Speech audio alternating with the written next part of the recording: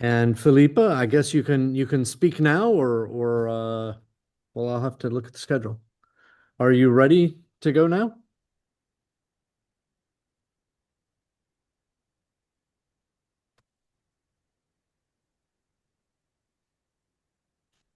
Yes, yes.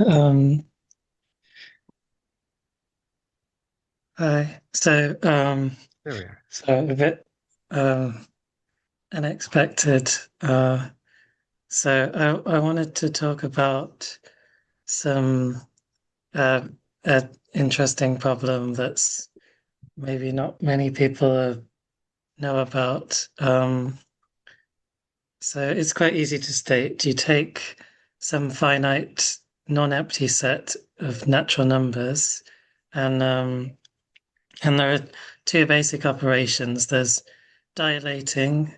We write k dot a for the just the dilate of that set by the natural number k, and then the symmetric difference, which is just everything which is contained in one or the other of the sets, but not both. Um, and then you can see what happens when you take symmetric differences of dilates of a set with um so trivial example, you take a set and uh two times the set, the symmetric difference always has at least two elements. um so the minimum of a is contained in a but not in 2a, and the maximum two times the maximum of a is contained in 2a but not in a. But there's a more general question, which is if you take all of the dilates from the natural numbers from 1 to n and take the symmetric differences of those, which you can do because the symmetric difference is a commutative associative operation. So this is well defined. Um, it's conjectured by Pills that this has always has at least n elements, and this question, well, it may seem kind of arbitrary, but um, it arose naturally in the context of uh, li linear codes. So Pills was looking at a certain family um, of like linear codes defined by polynomial composition. And this turns out to be the same as finding the minimal distance of these codes. And they proved that they proved this for n up to 6 and um, in 1992. And mentioned that a computer search couldn't find any examples where this inequality didn't hold. But they didn't properly state it as a conjecture until a later paper.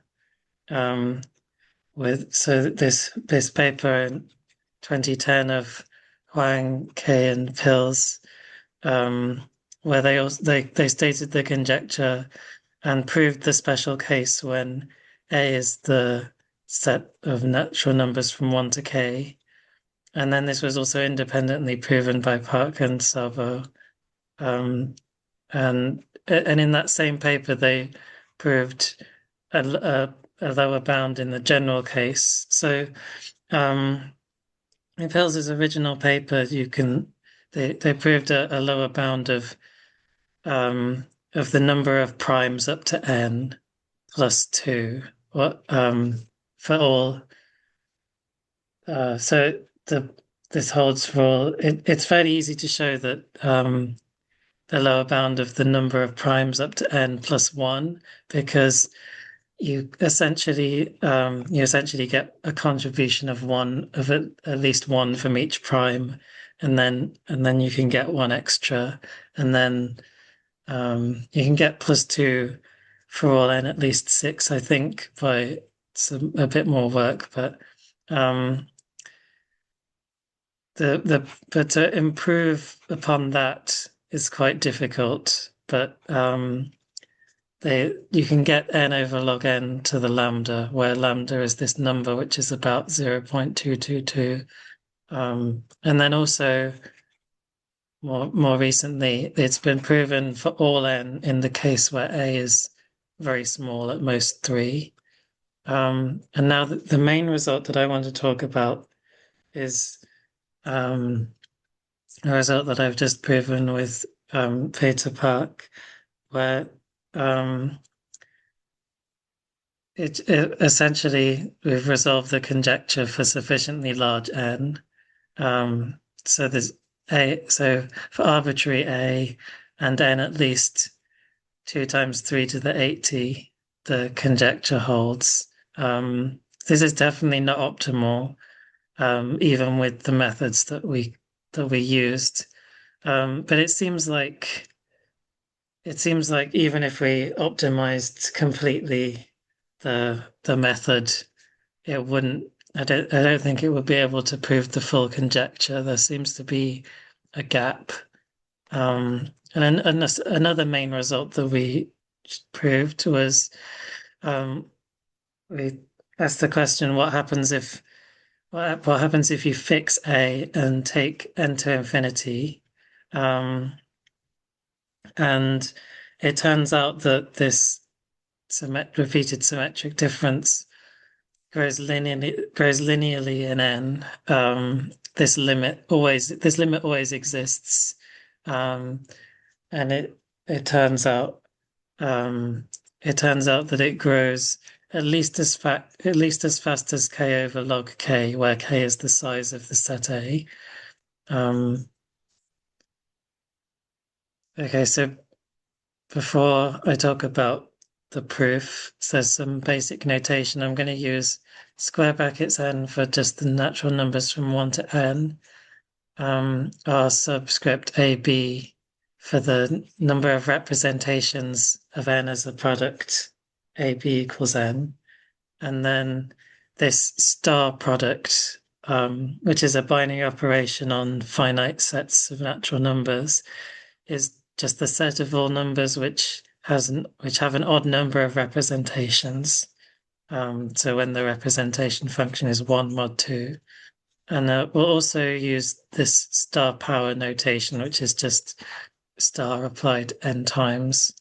And the reason for this notation is that it turns out that this repeated symmetric difference of dilates is just A star with square brackets n. So that provides another way of thinking about the problem.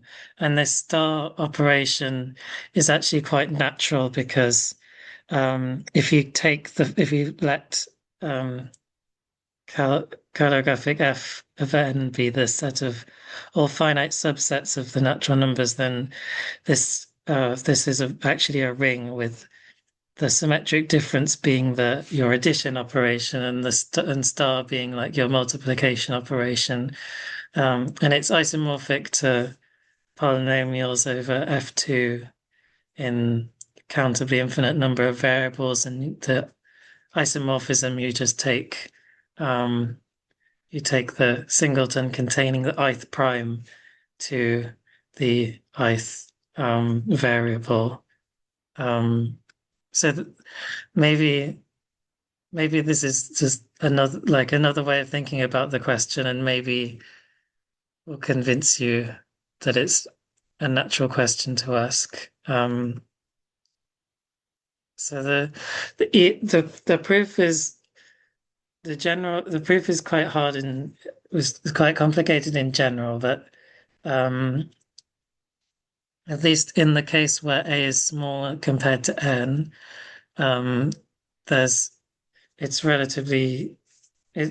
much simpler. So if you take, for example, A up to about size n to the delta for some delta up to less than a half fixed, it turns out that we can prove that the size of A star n is at least a constant times kn over log k. And this implies this second theorem, if you like, because this second theorem is about the case where A is fixed and N is large. That in particular implies that, but it's also used in it as a kind of stepping stone towards the proof of the general conjecture. So how is this proven? Well, um, A could in general be a very general set. It could be its elements could be arbitrarily large. It could be very sparse. It could be it could look like anything. The only thing we know is that its size is small relative to n. But we can kind of split into two cases based on the structure of A and apply a different argument in each case. So if we let P be the largest prime, which divides at least one of the elements of A, then we've got one bound which is good when P is large and another bound which is good when P is small. So when P is large, well, this is valid for all P, but it's only a good bound when P is large. You can split A into two pieces, B and C, where B has size, say, has size I and C has size K minus I, in such that the size of A star n is at least the sum of B star n and C star n minus this loss, which is getting smaller as P gets larger. But what if P is small? Then in this case, you can prove that you can just prove that a lower bound of Kn over log P. So I'm going to say a little bit about the proof of each of these bounds.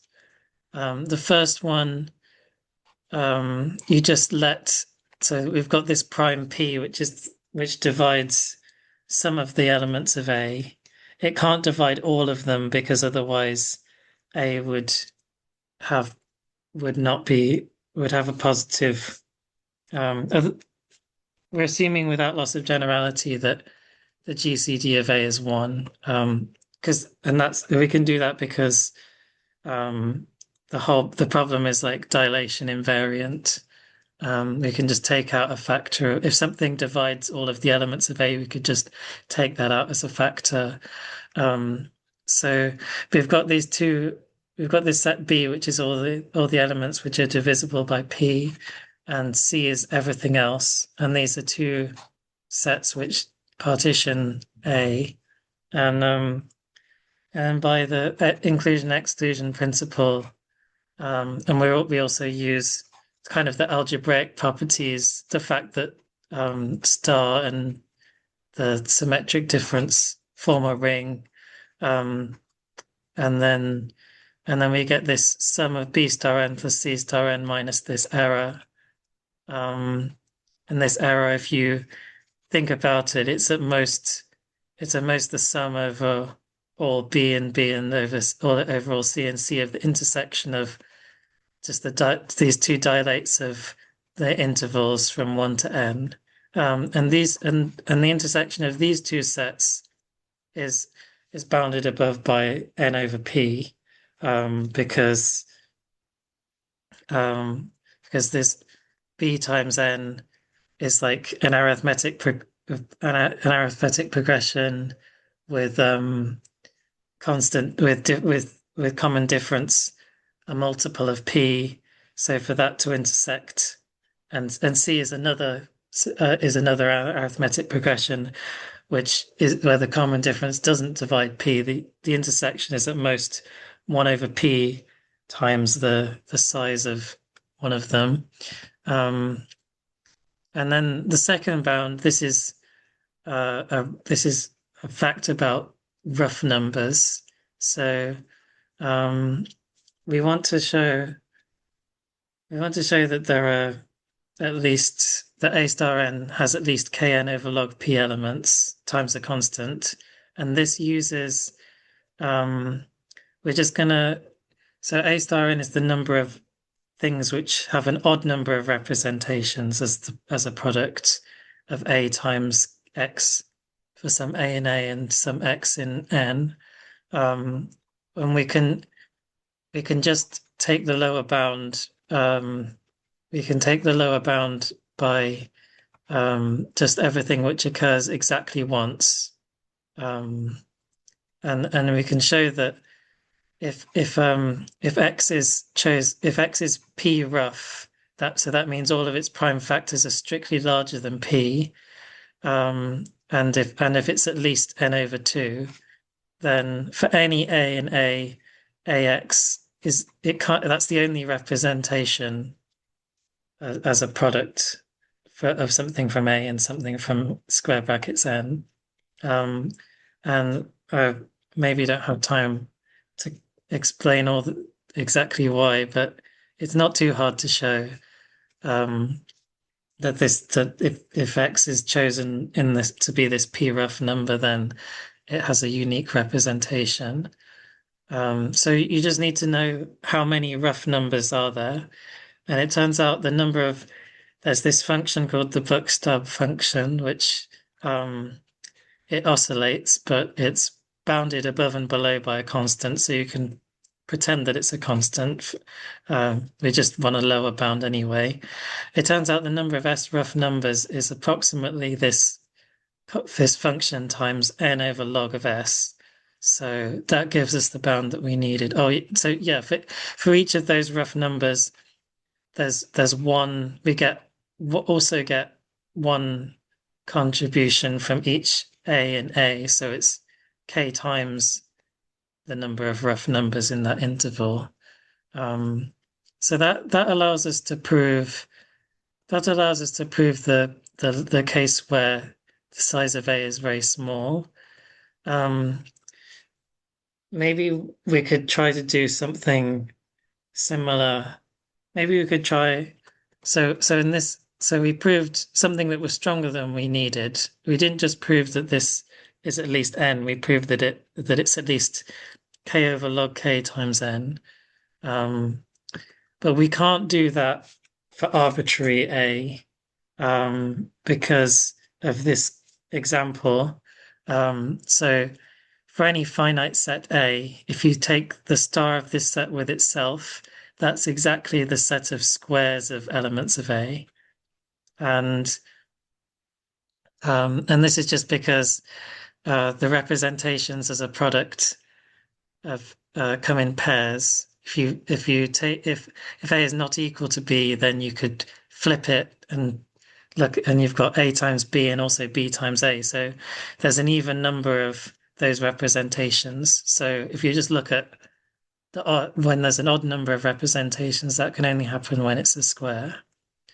And you can use this to construct these counterexamples. So more generally, if you take a set to a 2 to the kth power, then that is just the set of 2 to the kth powers of elements of the set. And that means that you get this sequence of sets. For any fixed n, there's this sequence of sets with size tending to infinity where the conjectured minimum size exactly occurs. So like there's kind of no room for error. We can't hope to prove anything better than the conjectured bound in general. So there's got to be so the argument for the small a case can't possibly work, because if it did work, then it would give us a lower bound which is better than is possible. So we need to do something harder. And this kind of argument involves you can take a prime and split your set A up into slices according to the p-adic valuation. So the p-adic valuation is the highest power of P which divides X. And you can take the ith slice to be those elements of A which have p-adic valuation I. And you can divide A star n into slices. in the same way. And it turns out that if you look at the zero slice times n with p removed, then that has this nice this well, it's not very nice, but it has this structure as a symmetric difference of these things. So there's kind of two cases. Um, either if curly AI are the slices of A star n, and so if you just look, the slices are a disjoint as like a partition of your set. So the size of A star n is at least the sum of the sizes of all the slices, and you have this a dichotomy where either if you look at the higher slices, the from one onwards, either those are large, in which case, say at least n to the epsilon, in which case you kind of get extra n to the epsilon, or if they're not large, then we go back, then the zeroth slice has this structure where it's a symmetric difference of these things involving these star products of sets curly AI. And the reason why this is the fact that these curly A's are all small in this case means that we can use something kind of similar to the case of small a from before because we've got something that looks like this, because we've got something which is involving just small sets, we can maybe hope to give a lower bound on the size of this. And it turns out we can. It's a bit harder than before because this set's more complicated.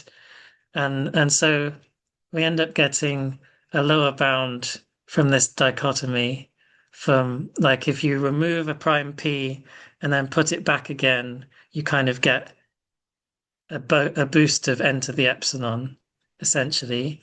And if you remove more primes and then put them back in, you can get sort of n to the epsilon for each prime.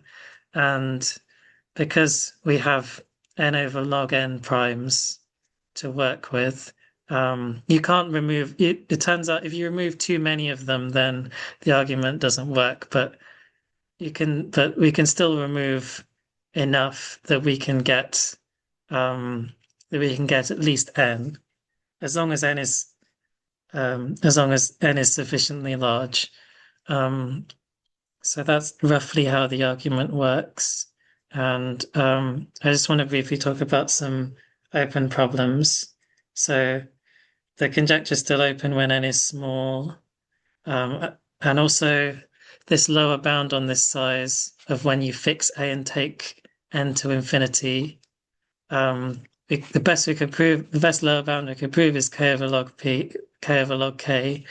It's also at most, it can grow at most linearly. It's pretty much trivial that it's at most k, but also you can show that it's at most half k, and you can improve this constant. But does it grow linearly? Or I would expect that it grows sublinearly, but I don't know how fast it grows. And then you could also ask, instead of the number of instead of asking when are there an odd number of representations, you can ask when is there a unique representation. This is little o of n, but I don't know. I don't know anything quantitative. I can show that it's little o of n, but this is not quantitative in any way. It'd be interesting to see like a better bound there. So thank you for listening. That's all I wanted to say. All right. Thank you very much, Philippa. So sorry for the confusion over the starting time. Do we have questions for Philippa? No? All right. Thank you again. And this ends the morning session for today. Talks You will pick start back again up. at 12:30.